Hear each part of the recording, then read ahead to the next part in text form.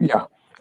As you would have, you've seen my headline, my topic. Why were Griner and Serenade rejected and disrespected for Carry Festa 15?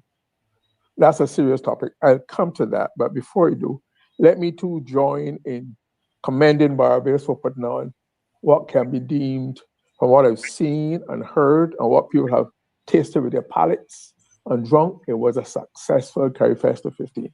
I want to commend all involved and for doing Barbados, finally doing Barbados proud after a number of hiccups and stalls and whatnot. We lived up to our traditional reputation. That is very important to us. But but I don't want to intend. I don't really intend to bring on anybody's parade, uh, the early throes of success, etc. But I think after a period of time, we have to wait and see this whether the spectacle of Carrie Fester, the spectacle that Carrie Fester was a success, or whether Carrie Fester was a spectacular success. And that Mm. will only come out by facts and figures and information as we go along. Because we're still in the early throes of it's like having good sex, the afterglow, Mm. or have a good food, a good meal. There's a feeling of goodwill and all is well with the world, but then you have to get back to real life and reality sets. So that is what I'm working towards. And one of the things about real estate I want to look at is something that happened not directly related to Serenada. Did you watch the closing ceremony last night? Did you?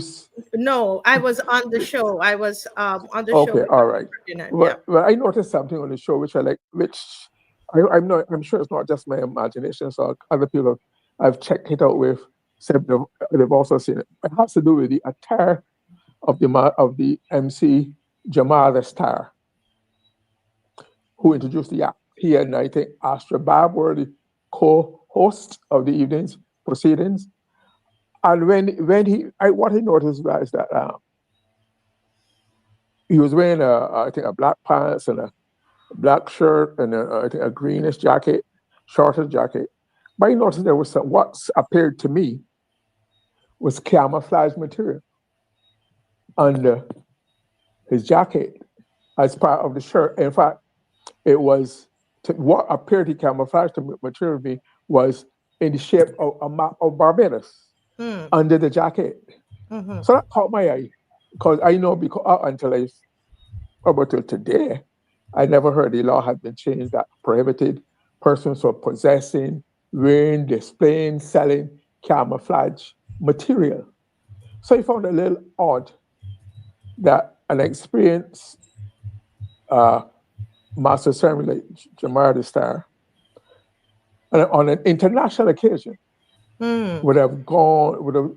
I don't know if Dave can find anything about the opening ceremony last night, the closing ceremony last night. But if you can check Jamal the Star on stage with the Astrobab, check how what he's wearing. You'll see this what appears to me the camouflage material. And if it were, and if I'm right, it means that other people there should have must have spotted. And if they did, why did it not? Why they did not intervene? God was breaking the law. Why Mm. did not intervene? Asked him at least change his shirt. He spent hours on stage, so he had plenty of time to change the shirt. So I'm hoping that uh, if I'm right, I'd be curious of why if nobody, it's hard to believe that nobody else in that massive crowd, especially protective shirt, would have spotted camouflage material under under his jacket, but still visible whenever he moved. You could see, and it's right, the shape of Barbados made it very distinct for him. And I Mm. thought it was a design use of the map. It wasn't just material on a part of a shirt. It was the material in the shape of the map of Barbados. Which made it was purposefully done to Mm. represent Barbados on a national occasion. And I was very disappointed to see that and that nobody corrected it because what it does, if he got away with it, or if he's not even reproached, then the standard we have set, the law, the discipline in that law about camouflage material, we've had it from the days of the the formation of the Barbers Defense Force in 1979. And it was to prevent people from indulging activities in the guise in the uniform in the wear of the Barbers Defense Force and cause confusion in the public eyes and also give the force a bad reputation. And so far, it's worked to protect the image and reputation of the Barbers Defense Force.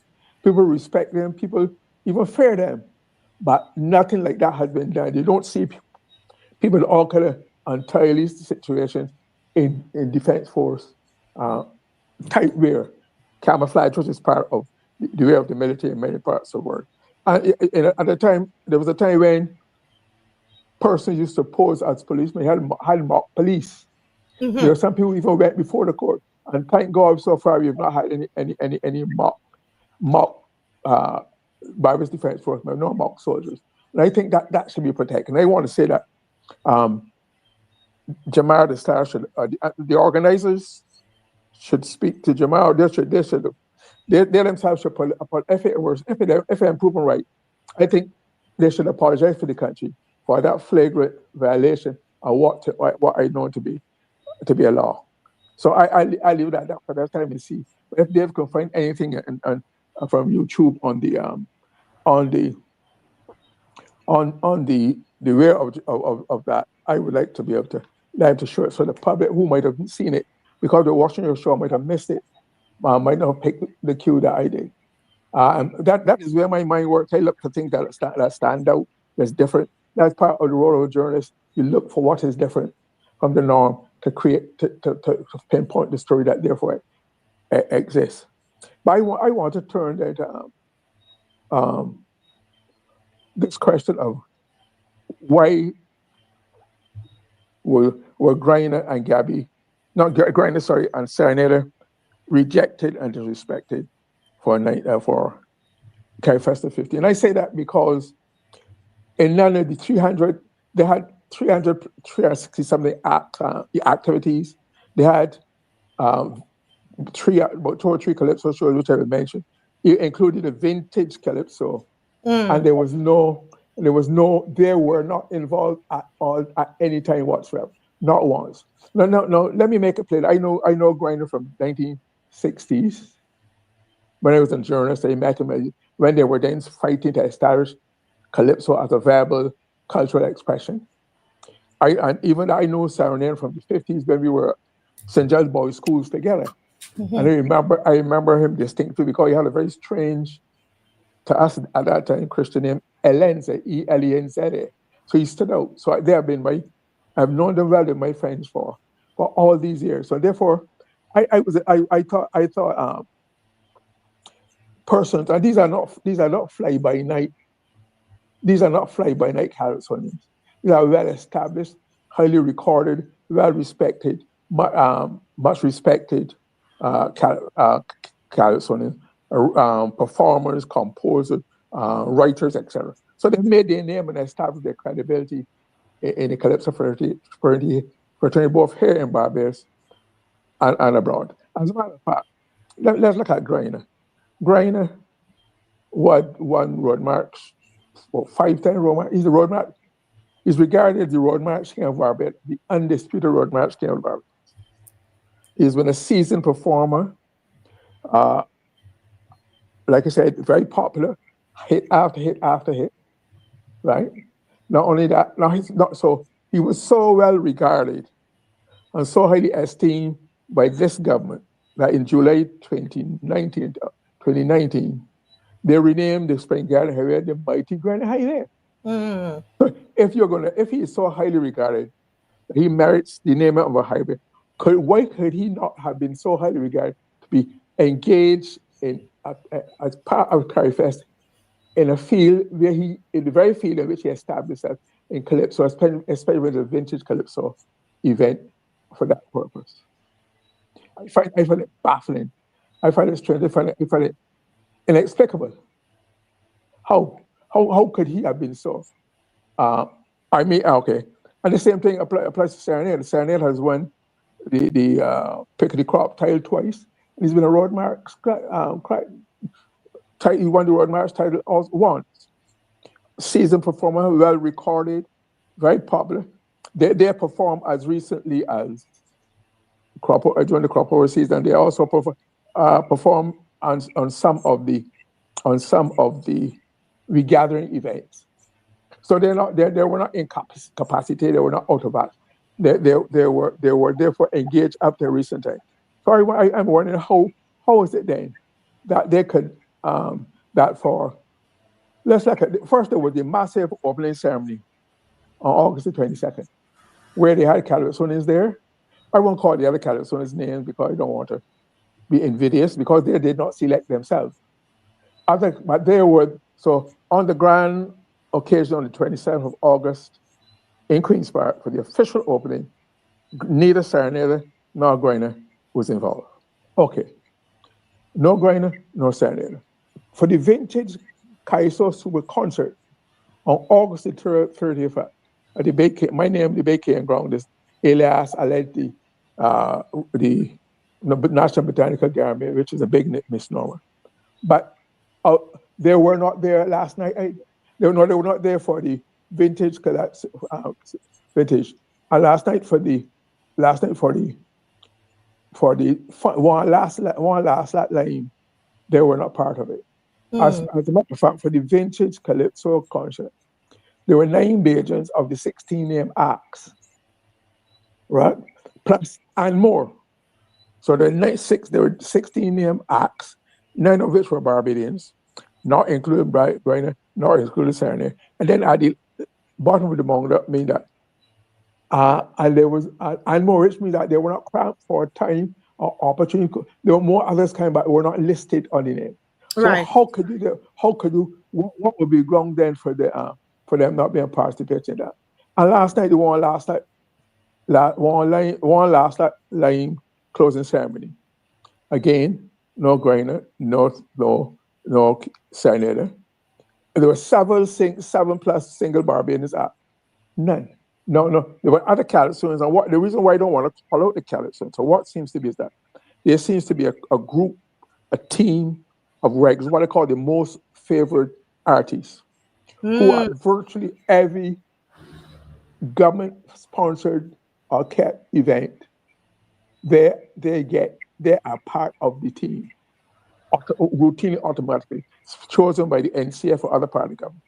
It cannot be an accident. And some of them were the opening, some performed at the opening ceremony, and some performed at the closing ceremony. And some even performed also at the vintage Kaiso. So this team has been well catered to, well looked after. So I think so. Therefore, to me, I would like to know, therefore, on what basis would you have selected the Bardian artists? On what basis, and how could Serenade, how could Glyne not, how could they not qualify? What were the criteria? Especially you see names rolling over, sometimes in the very same program and throughout the year, where it is said that some of them seem to be on permanent or almost on the NCS payroll. They appear with such frequency. A narrow group, which deprives other persons who are just or deserving or more of opportunities. And neither Glyne nor Serenade need to prove their worth to Barbadian. But they've been around for 40, 50 years more. They've proven themselves by their body of work that exists in Barbados. So how could they not have been chosen? What would have disqualified them in this regard? And I think those are some of the things I would like the NCF to explain to me, because it's become this pattern of highly chosen few persons began to emerge around COVID. Remember there were some disreputable and offensive songs with lyrics and music that were produced. Yes. Right. So some of the persons some of the offenders then, as I might call them, were supposed to be banned until they have apologized or corrected. Some of them did not, but they were rehired. And when they saw some of the performances, like even last night, some of them are less talented, less proven, less articulate, less have better voices, have less good voices than the Glyne and Serenity, who personalities in their own right, who have their own style and image and reputation. And therefore I find it hard to understand how they could how they could have been rejected for 11 days, 10 days, 10 straight days. You're telling me that when you had, and what offends me and worries me, you hear names like Marshall Montana being involved. You hear names like is it crazy? Not crazy. Gypsy. You hear like you hear Burning Flames. You hear Lord Short. But how vintage names? How do you have vintage names from Trinidad, Antigua, etc.? And you don't and some of your premier vintage are not looked at. How could they have been overlooked? How? Yeah. So can I ask a question there, Mr. Murray? Did they Yeah. have any other vintage performers on the vintage concert from Yeah. Barbados? Yeah. Interesting. Gabby Oh, was one. I don't like I said, I don't want to call the name, but I mm, don't have the names in my head because there have been too many. But there were like I said, but there were some. There was Gabby. There was Bumba. Who was There yes, was I saw. RPB. So there were right? Mm, There were, but how could you repeatedly not have these in? And like I said, there was no shortage of name, of time or space to accommodate them at any of the shows. Because they mm-hmm, had and more. There was room for others. mm-hmm. How could they not have room for the two of them? So I would like somebody to explain that to me. As I say, let it make sense to me because it does not I make have any. another question for you, Mr. Murray. Mm. I'm wondering, could it be because are they well? Are they physically well? Does anybody know if these two gentlemen are physically well? Well, they were performing recently for regathering and other events. But Ah, even if they were wondering, nobody called them for, as far as I know, to okay. understand the question, to check their availability. They were just not factored. I And see. as some of their friends told me, they had to sell to watch it on TV, just like anybody else, and watch other Oh, person. so you're saying that they weren't even contacted from your As far knowledge? as far as far my Your knowledge, not even knowledge. come. Your knowledge. Okay, so Okay. that rules that out. So they I, weren't I, contacted to say and that. as far as I know, they could not have been any more competing, competitive, exclusive, important show than Kerry Festin. But they didn't have another event for that night, and they were not abroad. So unless they were not well, they were to all extents and purpose, intent of purpose, available. So you had Baron, you had Gypsy, you had Short Shirt from abroad. Mm, You mhm. had Gabby, Bamba, I think Destroy. You had names, RPB. So why were they not repeated? They were not there at the beginning, they were not at the vintage, and they were not at the end. Why Mhm. other names were repeating themselves? I think that is unsatisfactory for a national occasion, and and and and and, and it's something that we should not let go by it without challenging it and question. See, it also fits in as there has to come a time. There should be a time when there should be a proper accounting of the operation of the staging of Carrie Festa, not only from its operational aspects, the shows, the events, the crowds, those kind of success, but we need a rundown on how it was managed. We know how the money was spent, whom, how much was spent, how it was spent as performers, providers of goods and services by name and amount. And I'm saying because I very well remember, you remember something called EduTech, which Mhm. was launched with a lot of panache and flair, and they fizzled out and died. I do not want this carry the cost of Carry Festa. As far as I know, nobody has ever had publicly issued the precise figure or estimated budget expenditure that was entailed by EduTech. It was Mm. just a lot of money was spent. And up to all experiences, all appearances, Carrie Festival was being well attended and patronized. What seemed to be well accepted by the public, um, and I understand why, because except for the Carrie Festa 15 was easily, to my mind, the most heavily publicized, promoted, advertised event in the history of Barbados. Even more so than some of the political campaigns, even more so the political campaign of 2018 or 2020. So you're saying, let's put a pause there. I mean, what you, because you've been around for a while. So you're saying that you believe this Carrie Festa has been the most publicized event in Barbados, more than even a political campaign.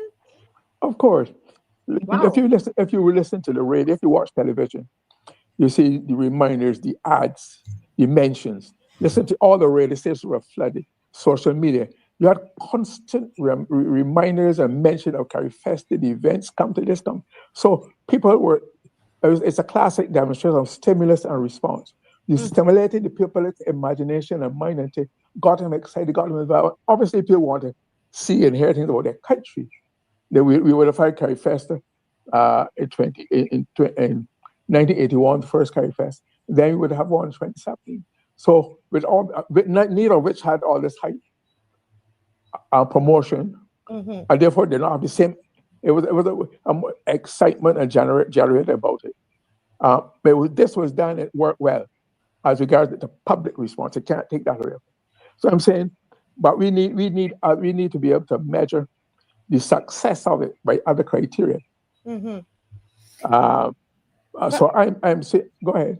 No, that is interesting. That is interesting. What you said there, that it's in your mind, it's the most advertised event that you would know in your living time in Barbados, even beyond a political campaign.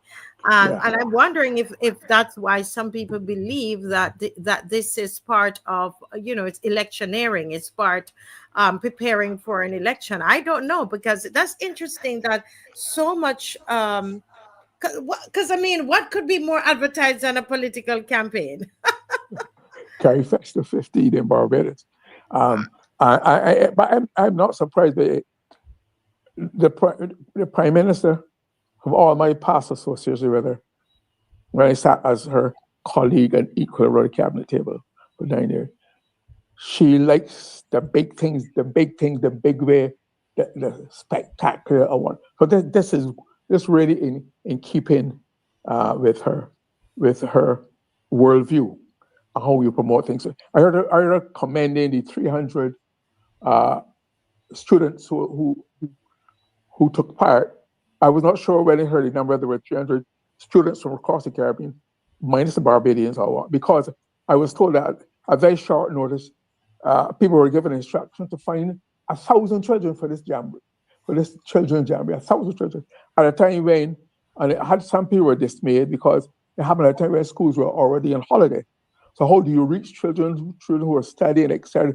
So it seems to have been a success, but it did not seem to have reached the success in numbers. Again, a grand number, 1,000, and boiled down 350, 400 or something. So I'm saying this, but the spectacular, the lavish, the grandiose is to be expected for this kind of undertaking with the Prime Minister.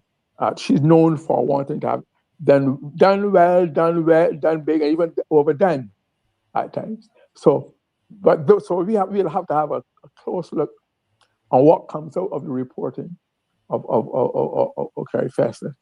We need to have a good because I'm now hearing that we need sponsors.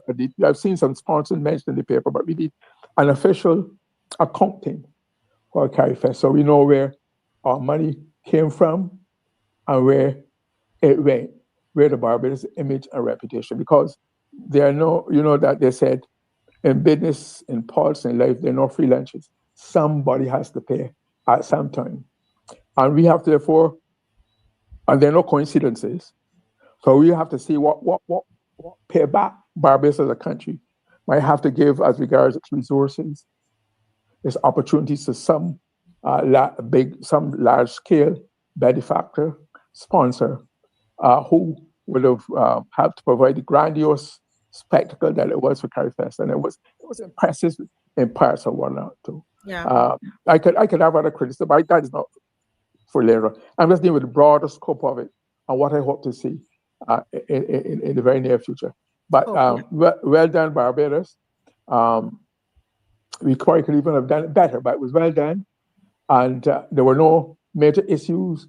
There were no calamities. It was a success in the fact that nothing, there were no major mishaps. Nobody died, etc. Nobody got hurt. But so it happened well. Yeah. Happened in Well, all in all. we heard, I mean, it's yet to be confirmed that someone, not a performer, it was being said that someone, and it was reported that someone was taken to the hospital. So I'm not sure if that person But, recovered or suffered but as a result. but people are taking the hospital every day, so there's not unusual Yeah, about yeah, that, but no, right? but So I'm just saying that it occurred at that event. And so as we were okay, looking at it, yeah. So right. yeah, I don't know if the person died. I would have to research that to know whether to say that, we didn't have any tragedy or anything of this sort. Yeah. Yeah. Yeah, someone here saying that they read that somebody got had died at the event itself while dancing. So, you Okay. know, Yeah. But this happens. Once you have a mass across, you bring all kinds of persons yes, with their yes, own issues, so to speak. correct. Anything Yes. is happening. So this would not have been any different. Nobody could have controlled that. Yes, That but could not have been yeah, but the it's just result of the something work that of the yeah organizers. would have happened at that particular event. Well, Mr. Okay. Murray, thank you so very much. Did, did I use all For, my half an hour? I don't think I quite did. But anyhow, oh, wait, I well, you will. are what? What is it? You have a minute left, I think. Is there? Yeah. Well, give your final comments before we move on. Oh, one last thing. Yes. I saw in the front page, I think it was yesterday's paper, where it was talking about the event in Bridgetown on Saturday. And there was a picture of the Lancet performing, and Yes. it's something about street characters. And to me, that was a misnomer and a misrepresentation of the Lancet to link it with street characters. For those who don't know the history of the Lancet and its origins and its achievements, they could probably think it would like the characters like King Del, Ding Ding, and some of those characters who have gone on. Mm-hmm. If you read my book, it's in my book. Smokey Burke has done an excellent song that captured those characters. But I might say that the Landship, the Landship was started in 1863, and unfortunately, it used to be at one time it was relegated to the backwoods of Barbadian country. Now it's brought to the fore, but it's being limited to dancing and performing. There's an excellent song by Richard Lane called The Lancet. You should play it for here. An excellent song with tap music that tells you the history, the social and economic and cultural work of the Barbados Landship when it was formed, before there were credit unions or welfare society. They were doing that kind of work, developing the Barbados out of the working class in Barbados. 1863, which is what abolition was 1830, 25 years after these ordinary Barbadians. And what was happening is that it caught on, it grew, it thrived. And at the beginning of the 20th century, the 1930s, 40s, 50s, even persons like Hilton Vaughan, a well-known Barbadian personality in academia, writing award, and also Granny Adams, they were great supporters of and involvement with the Lancet. So it should not just be relegated to create cute dancing, rhythmic music. There's a lot more, and there more should be done. That I'm not sure. Have you ever heard the song yet by Richard Lane? No, I haven't. Google it. Google it. It's an Mm. excellent song, and I'm proud of it because I had to bring that about, and I want to thank Derek Wilkie from CRS Records who helped to produce that free of cost when we were celebrating the 125th anniversary of the Mm-hmm. of the in 1988, 89. Right? Yeah. So play and you would see what I mean export because it has not been played in Barbados much. I think it's is not deserving. The landship deserves more than that, and they Mm. need that kind of relevant, straightforward, excellent, accurate representation of what they've meant to Barbadian life. All Yes. right. Well, thank you Thank so you. much, Okay. Mr. Murray, for an enlightening My segment. pleasure.